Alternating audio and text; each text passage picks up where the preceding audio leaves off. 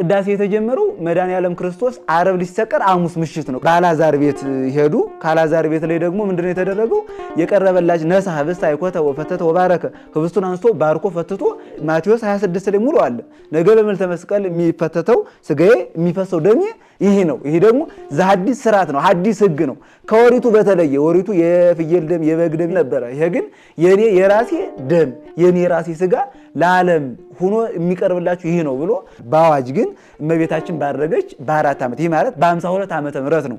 በፊልጵስዩስ ላይ ሐዋርያትን ሰብስቦ መድኃኔዓለም ክርስቶስ የሞቱትን በነፍስ ዓለም ያሉትን በአካል በደመና ሰብስቦ በፊልጵስዩስ ላይ 3 ድንጋዮች አምጥቶ 3ቱ ድንጋዮች ደግሞ አንዷን ቅድስት አንዷን ቅኔ ማኅሌት አንዷን መቅደስ አድርጎ ሰራት። ከዛ በኋላ ባለቤቱ ክርስቶስ ሥራየ ካህን ሆኖ ጴጥሮስን ተራዳኢ ካህን አድርጎ ቀድሶ አቁርቦ ከዚህ በኋላ እንዲህ አድርጎ ብሎ ወደ ዓለም ሰጣቸው ማለት።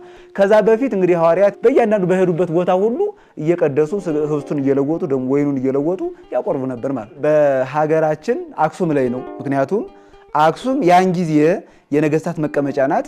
እና አብርሃና አጽብሃ ናቸው። እንግዲህ አባ ፍሬምናጦስ ወደ ኢትዮጵያ ሲመጡ እኮ አብርሃና አጽብሃ ነው የነበሩት።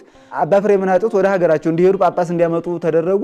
ከዛ በኋላ ግን በዘመኑ የነበሩት ሊቁ አትናቴዎስ ወይ ሊቀ ጳጳሳት ዘእስክንድርያ እና አትናቴዎስ እነ እለእስክንድሮስ ነው የነበሩ እና ያን ጊዜ አንተ በምታውቀው ሂድ ብለው አባ ፍሬምናጦስ ሊቀ ጳጳስ ሲሆኑ ወደ ሀገራቸው ወደ ኢትዮጵያ ልከውታል።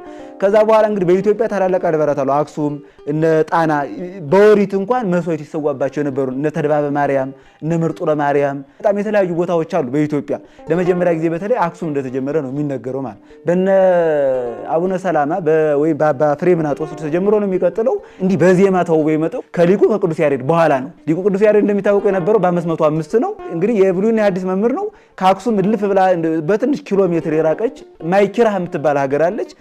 ሊቁ ቅዱስ ያሬድ አዛች ሀገር እየኖረ ነው እንግዲህ ሊቁ አባ ሕርያቆስን ከብህንሳ ሊቁ ቅዱስ ኤፍሬምን ደግሞ ከሶሪያ በአካለ ነፍስ አምጥታ እመቤታችን አንተ ውዳሴን እየነገርከው አንተ ቅዳሴን እየነገርከው በዜማ ይድረስልኝ ስትል ያን ጊዜ በዜማ ቅዱስ ያሬድ ዜሙን ጀመሮ ከዛ በኋላ 14ቱን ቅዳሴያት ሁሉ በዜማ ደረሳቸው ማለት ነው። አባቶቻችን ኢትዮጵያን ሲያነሱ እንደውም ኢትዮጵያ ማለት የሰማይ ጎረቤት የአፍሪካ ንግስት የተዋሕዶ እመቤት ናት ይላሉ። የሰማይ ጎረቤት ያሰኛት ምንድነው ከተባለ ዜማው ከሰማይ የመጣ ነው፣ ምድር ላይ የተገኘ አይደለም።